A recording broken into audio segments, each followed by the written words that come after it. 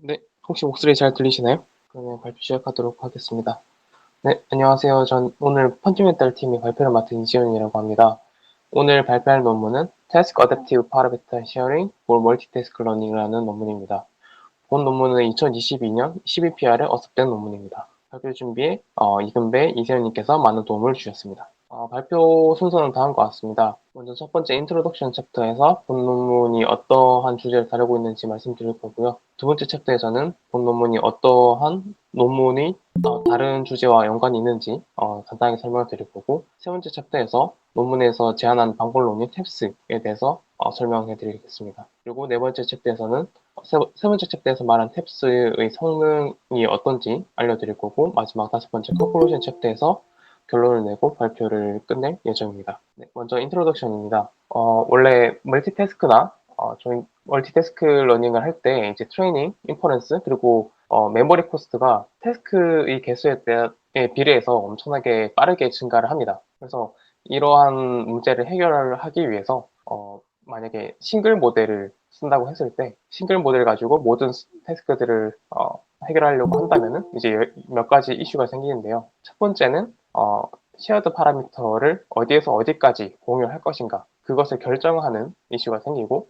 이제 두 번째는 퍼포먼스가 좀 감소를 하게 됩니다. 그리고 다른 여러 가지 문제점들이 있는데, 이런 문제점들은 제가 예전에 발표했었던 다른 멀티태스크 러닝에서 언급이 되었었는데, 뭐 쉐어드 파라미터 같은 경우에는 뭐 어디서부터 어디까지 뭐 하드 파라미터 쉐어링 할 건지 뭐 소프트 파라미터 쉐어링 할 건지 그런 연구 분야와 관련이 되어 있다고 보시면 되고, 퍼포먼스 디그레데이션 같은 경우에는 태스크들 간에 어떤 컴피티션이 일어나서 어떤 태스크는 성능이 좋아지는데 어떤 태스크는 성능이 좋아지지 않는 이제 그러한 이슈를 얘기를 한다고 보시면 되겠습니다.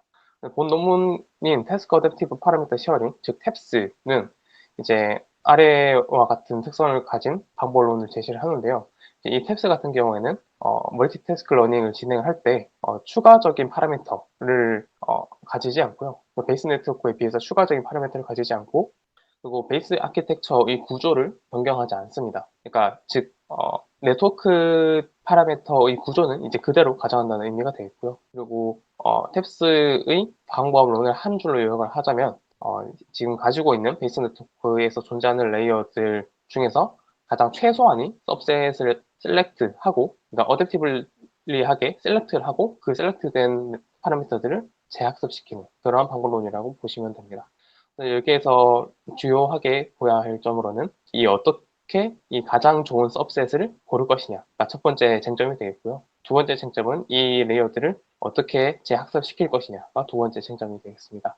네, 다음은 두 번째 챕터에서는 본 논문과 관련된 릴레이티드 복스에 대해서 소개해 드리겠습니다. 먼저 멀티 도메인 러닝이라고 있습니다. MDL이라고 하는데, 멀티 도메인 러닝 같은 경우는 도메인들을 인크리멘틀리하게 학습하는 방법을 말합니다.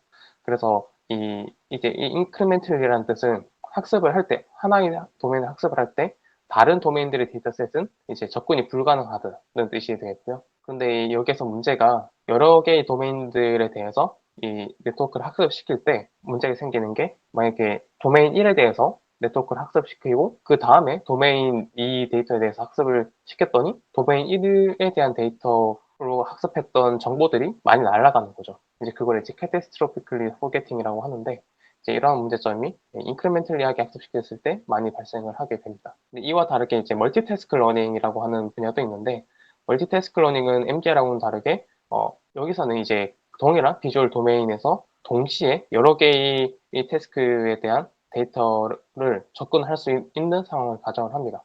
그래서 뒤에 익스페리멘트 중에서 나오는데, 사실 MDL 같은 경우를 본 논문을 거의 가정을 하고 있고요. MDL 같은 경우는 다른 말로 해서 조인트 멀티태스크 러닝이라는 말로 표현이 돼서 이제 실험을 진행하게 됩니다. 그리고 이 두 개와 조금 다른 좀 큰 범위적으로 인크리멘탈 러닝이라고 있는데, 인크리멘탈 러닝은 앞에서 말했던 이 인크리멘탈리랑 비슷한 느낌이긴 한데, 원래 인크리멘탈 러닝이라고 하면은 이제 좀 점진적으로 더 많은 클래스에 대해서 학습을 하는 것을 말하고요. 이것도 동일하게 캐타스트로픽하게 좀 잊어버리는 이런 이슈가 있습니다. 그래서 어떻게 보면은 이 세 가지 분야와 조금씩 연관이 있다고 보시면 되겠습니다.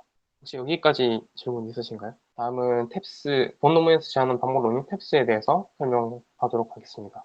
먼저 들어가기 앞서서 본 논문은 안에 수식이 거의 존재하지 않고요.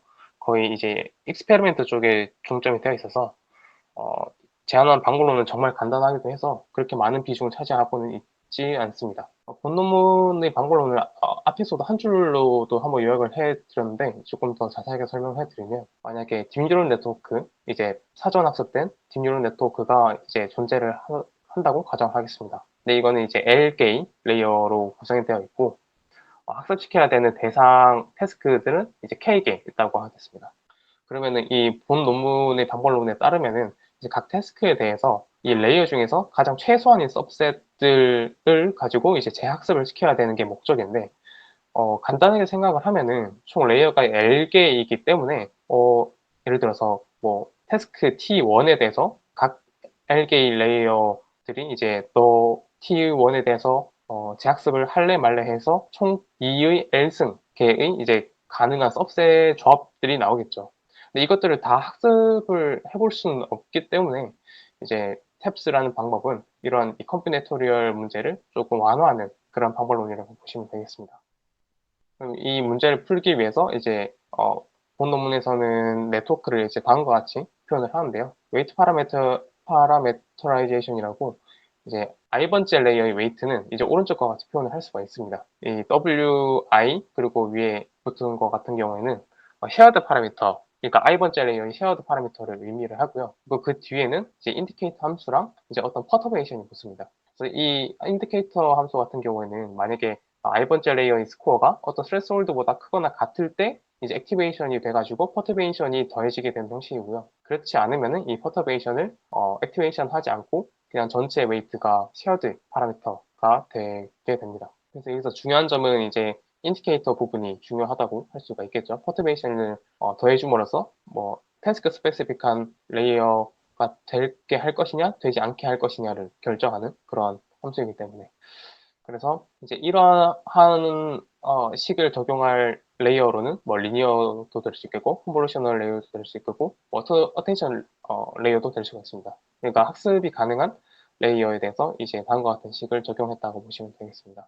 그러면 이제 이 레이어 이 웨이트를 어떻게 학습시킬 것이냐 문제가 있는데, 어, 학습 로스는 이제 다음 오른쪽과 같이 표현을 할 수가 있는데, 먼저 LD 이거는 이제 베스트 퍼포먼스를 얻기 위해서 계산되는 그냥 로스, 원래 사용하던 로스 값이라고 보면 되고요. 이제 두 번째 텀 같은 경우가 이제 좀 스파시티와 관련된 논문인데, 모든 레이어들을 태스크 스페시픽하게 만들면 안 되잖아요. 왜냐면 저희는 최대한 재학습시키는 레이어들을 작게 만들어야 되기 때문에.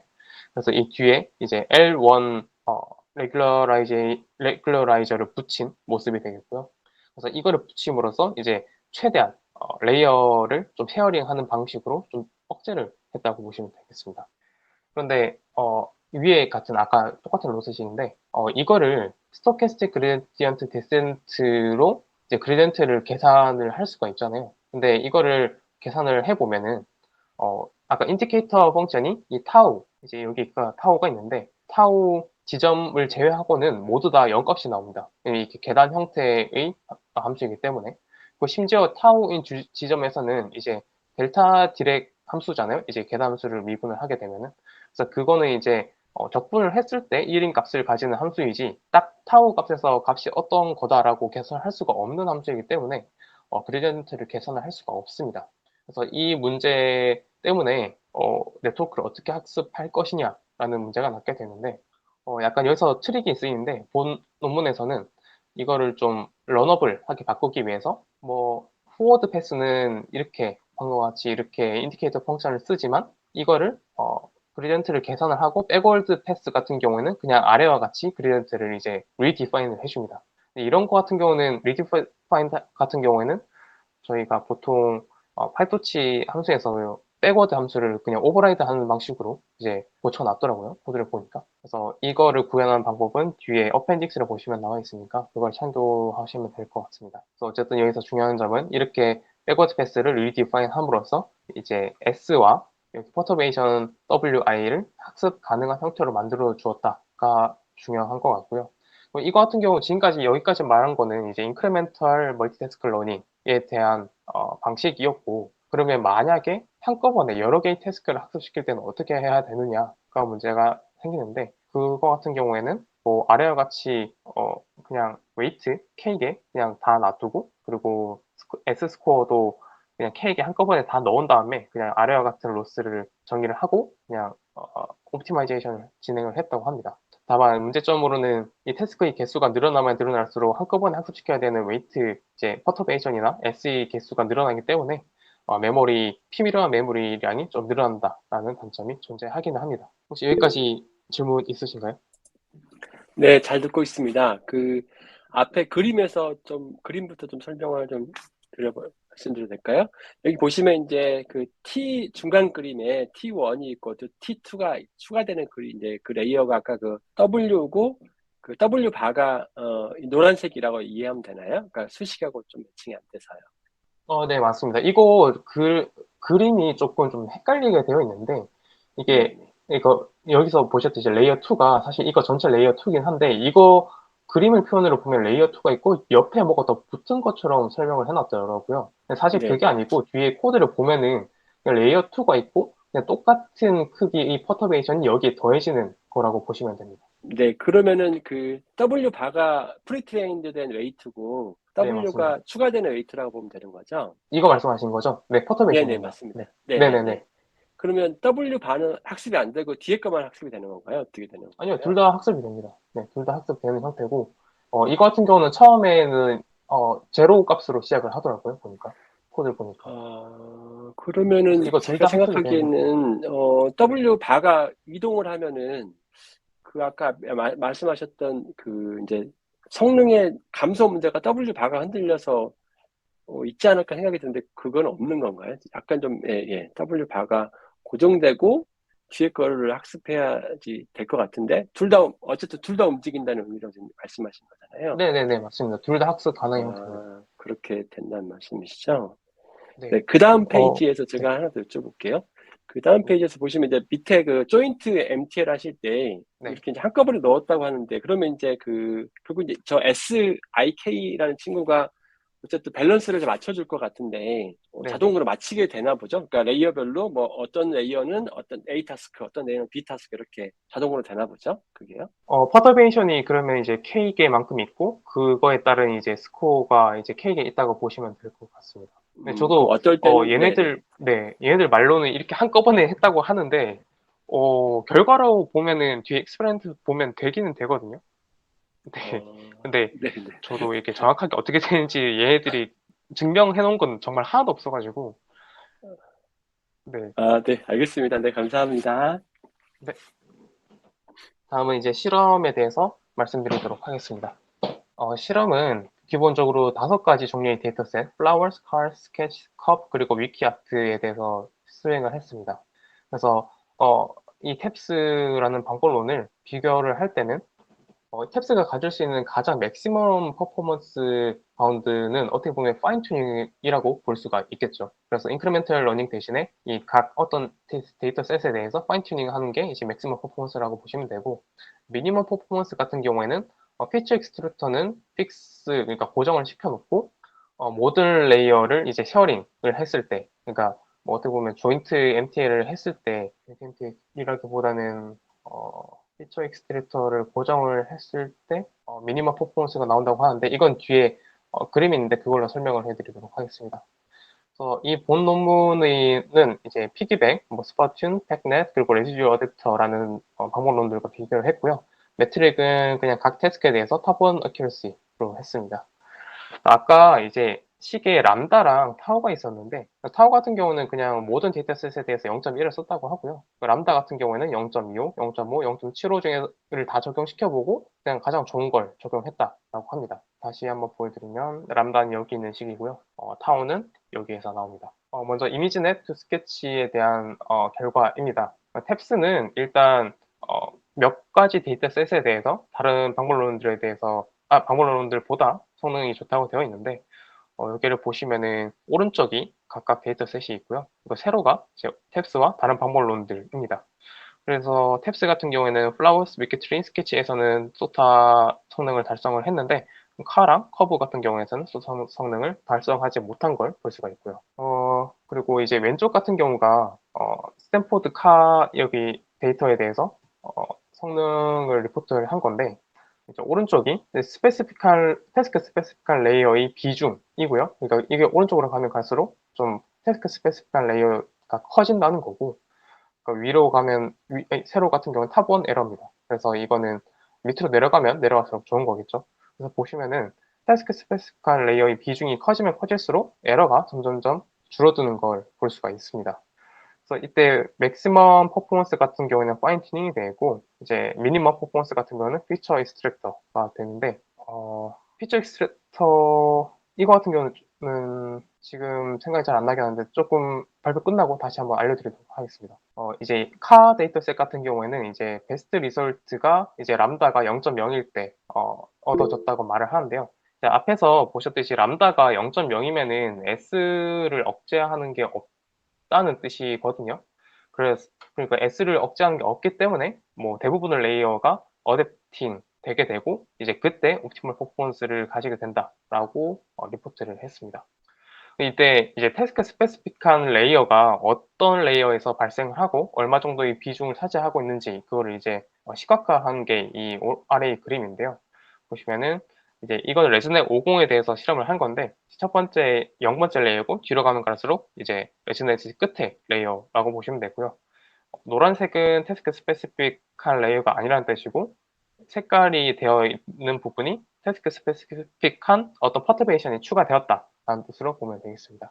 근데 보시면은 파이널 컨볼루션 레이어, 그러니까 오른쪽 끝이죠. 이거 같은 경우에는 모든 종류의 데이터셋에 대해서 거의 항상 리트레인, 그러니까 재학습이 진행되었다는 것을 알 수가 있었고요.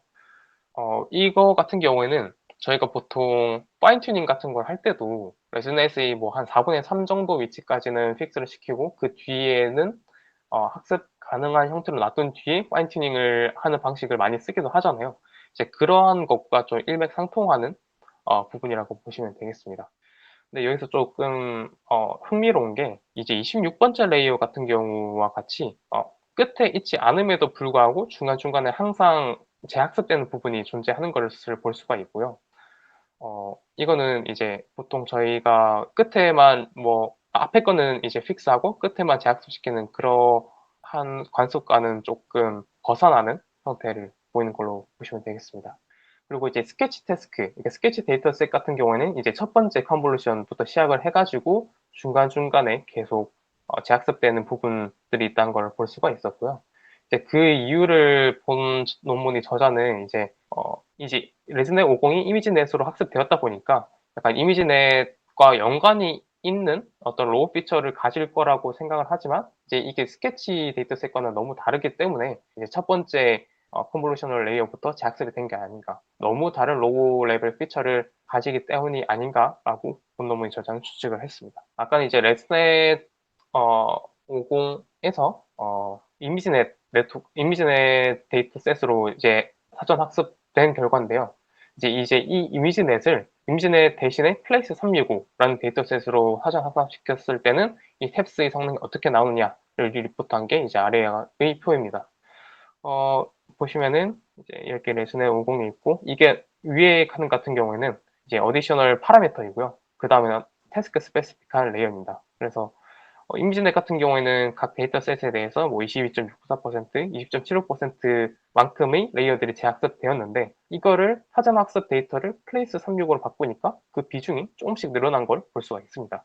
뭐 다만 이제 태스크 스페시픽한 레이어 비중이 늘어났다고 해도 조금 파라미터의 비중은 뭐 늘어난 것도 있고 조금씩 줄어든 것도 있긴 합니다. 이거 같은 경우는 줄어들었죠. 네, 대부분의 경우에서 재학습시켜야 되는 파라미터의 양도 늘어난 것을 볼 수가 있습니다. 이제 이러한 현상에 대해서도 본논문의 저자가 조금 추측을 한 부분이 있는데 플레인 365라는 거는 어떤 오브젝트 클래시피케이션이 아니고 그 씬에 대한 이해도를 높이기 위한 데이터셋이잖아요. 그래서 그 안에 있는 어떤 객체를 클래시피케이션 하기 위한 게 아니었기 때문에 이제 플라워스, 유키트리, 뭐 스케치 카스 이런 데이터셋에는 맞지 않는 데이터였을 것이다. 그래서 이제 재학습시키는 레이어와 그 파라미터의 비중이 늘어나지 않았을까라고 추측을 합니다. 그래서 플레이스 365는 아마도 이제 오브젝트 클래시피케이션을 하기에는 좀 적합하지 않았을 것이다 라고 말을 합니다. 이제 아까는 이제 지금까지 레스넷 50에 대해서 말씀을 드렸는데, 이 레스넷 50 대신에 이 아키텍처를 댄스넷으로 바꿨을 때는 이 탭스는 어떻게 작동을 하는가에 대해서도 리포트를 했는데, 이거 같은 경우는 피기백이라는 논문과 비교를 했습니다. 피기백에서는 이제 댄스넷으로 결과를 이제 리포트를 했기 때문입니다. 보시면은 이제 여기가 추가적인 파라미터, 그러니까 추가적으로 재학습되는 파라미터랑 이제 레이어들 비중을 리포트를 한 건데, 이제 댄스넷, VIT, 레스넷이 있고요. 이제 밑에는 태스크 스페시픽 레이어의 댄스넷, VIT, 레스넷이 있습니다. 댄스넷이랑 레스넷을 비교를 해보면 댄스넷이 레스넷에 비해서 재학습되는 레이어 그리고 파라미터가 좀 크게 늘어나는 부분이 가끔씩 하나가 있고요. 줄어들었다 해도 그렇게 많이 줄어들지는 않는 모습을 보여줍니다. 근데 이러한 현상에 대해서 본 논문의 저자도 이것도 추측이긴 한데요. 아마 이제 댄스넷이 레스넷에 비해서 되게 스킵 커넥션이 엄청나게 많잖아요. 그래서 아마 리트레인 하는 레이어가 있으면은 그거에 대해서 영향을 받는 다른 레이어들도 많을 것이기 때문에 이제 이 태스크 스페시픽한 레이어의 비중이 늘어나지 않았나라고 말을 합니다. 사실 이것도 추측이긴 합니다. 본 논문이. 그리고 이제 VIT 같은 경우에는 VITS 16을 썼는데 VIT 같은 경우는 CNN, 컨볼루셔널 뉴럴 네트워크인 댄스넷이나 레스넷에 비해서는 조금 적은 비중으로 재학습되는 모습을 보여줍니다. 아닌 경우도 좀 있긴 합니다. 그리고 오른쪽 같은 경우에는 각 피기백이랑 탭스의 성능을 비교를 한 건데요. 탭스가 피기백에 비해서 대부분 좋은 모습을 보여주었습니다. 5개의 데이터 셋에 대해서. 그리고 다음은 트랜스포머를 썼을 때는 어떤 모습으로 재학습이 진행되느냐에 대해서 리포트를 했는데요. 트랜스포머는 일단 CNN이랑 엄청나게 다른 구조를 가지고 있죠. 그래서 재학습 때는 패턴도 CNN이랑 많이 다른데요. CNN 같은 경우에서는 이제 로어 레이어들에서는 이제 재학습이 거의 되지 않지만 이제 좀 끝에 가면 갈수록 재학습되는 부분이 많았잖아요. 근데 트랜스포머 같은 경우는 그거하고는 좀 전혀 다른 게 어텐션이랑 프로젝션 레이어에서는 재학습이 진행되는 반면에 MLP는 이제 재학습이 되지 않는 모습을 보여줬습니다. 그래서 이게 0번째부터 47번째 레이어까지 있는데 이제 색깔 빨간색이랑 노란색이 어텐션이랑 프로젝션 레이어거든요. 그래서 이거 같은 경우는 플라워, 컵에 대해서 계속해서 아니면 다른 데이터셋에서도 계속 재학습이 되는 모습을 보여주는데 이제 보라색 같은 MLP 레이어에서는 재학습되지가 않고 있죠. 계속 픽스되어 있는 모습을 보여줍니다. 그래서 트랜스포머는 CNN과는 조금 다른 양상을 보여준다는 걸 이 그림에서 말해주고 있고요. 지금까지는 이제 인크리멘털 MTL에 대해서 설명을 했고, 만약에 태스크를 한꺼번에 학습시켜야 되는 경우, 그러니까 즉 조인트 MTL의 경우에서는 이 탭스가 어떻게 작동을 하느냐에 대해서도 본 논문을 실험을 했는데, 비교 대상은 이 에이다 쉐어와 비교를 했습니다. 그래서 보통 멀티플 태스크를 학습을 할 때는 백본은 쉐어를 하고 있고 그 뒤에는 이제 인디펜던트한 태스크 헤드를 가지게 되는 아키텍처를 가지게 되고요. 실험을 레슨넷 34에서 도메인넷 데이터 셋으로 이제 학습을 했습니다. 도메인넷은 오른쪽과 같이 이제 레이블들은 다 같은데 전혀 다른 6개의 도메인의 데이터셋을 가지고 있고요. 그래서 아마 좀 추측할 수 있는 부분이 이제 여러 개의 인디펜던트 태스크 헤드를 가지고 학습을 한다고 해도 태스크끼리 컴피티션이 일어나가지고 어떤 태스크는 성능이 올라가지만 다른 태스크는 낮아질 수도 있고 약간 그런 결과가 나오지 않을까라고 추측을 해볼 수가 있습니다. 그래서 결과는 다른 것 같은데요. 먼저 탭스는 이제 에이다 쉐어보다 훨씬 더 성능이 다 좋습니다. 이제 인크리멘털이랑 조인트 멀티태스크 러닝에 대해서 모두 다. 그래서 그게 아래 결과에 나와 있는데 저희는 지금 일단 조인트를 보고 있기 때문에 조인트를 보시면 파인튜닝 A-시어 탭스가 있을 때 탭스가 A-시어보다 모든 데이터셋에 대해서 좋은 모습을 보여주고 있습니다. 그리고 그거는 이제 앞에 그러니까 조인트 MTL 전에 했던 인크리멘털에서도 A-시어보다 탭스가 다 좋은 모습을 보여주고 있고요. 근데 이제 A-시어 같은 경우에는 그 네트워크의 레지듀얼 블럭을 조금 줄이는 그러한 전략, 그러니까 select or skip 스트래티지를 쓰는데 사실 이거는 네트워크의 약간 부피를 줄이는 역할을 하잖아요. 근데 그런 반면에 탭스 같은 경우에는 앞에서도 말을 해드렸듯이 전체 커패시티는 보존이 되거든요. 그래서 이것 때문에 이러한 성능 차이가 발생했다고 리포트를 합니다. 그래서 다시 한번 보시면은 이제 당연히 이제 어퍼 바운드는 인크리멘털 러닝이 파인 튜닝 67.73이 되겠고요. 대신에 이거를 한꺼번에 멀티헤드로 해서 조인트하게 학습을 시켰더니 62.12까지 떨어지는데 이거를 A-R랑 탭스는 62.88, 66.84까지 이제 조금 복구를 시킨 모습이라고 보시면 되겠습니다. 다만 이제 탭스 같은 경우에는 A-R하고는 다르게 66.84, 66.51로 조인트 MTL을 하든 인크리멘털 MTL을 하든 좀 상대적으로 스테이블한 퍼포먼스를 보여준다라는 장점이 있습니다. 그리고 조금 자세하게 보면은 리얼, 페인팅, 퀵드로, 크리바트, 인포그래프, 스케치가 있는데 이거를 조인트하게 학습을 시키면은 클립트 아마 대부분이 데이터셋에 대해서는 성능이 줄어드는데 딱 하나에 대해서만 성능이 높아지거든요. 그래서 그것 때문에 컴페티션이 일어난 것을 알 수가 있고요. 그래서 결과론적으로는 탭스가 에드야 쉐어보다는 좋은 방법론이다 라고 말을 합니다. 혹시 여기까지 질문 있으실까요? 네, 그러면은 마지막 순서가 잘못되긴 했는데 콘클루션을 발표하고 발표를 마무리하도록 하겠습니다. 요약을 하자면 본 논문은 탭스라는 방법론을 제안을 했고요. 이거 같은 경우에는 각 레이어들을 태스크 스페시픽하게 좀 어댑티브하게 재학습시키는 방법론입니다. 그래서 이 탭스는 어큐러시 그리고 학습 효율성에 대해서 최적화를 진행을 했다고 보여지고요. 그리고 조인트 멀티태스크 러닝 그리고 인크리멘털 러닝 두 가지 경우에 대해서 좀 효율적인 모습을 보여줍니다.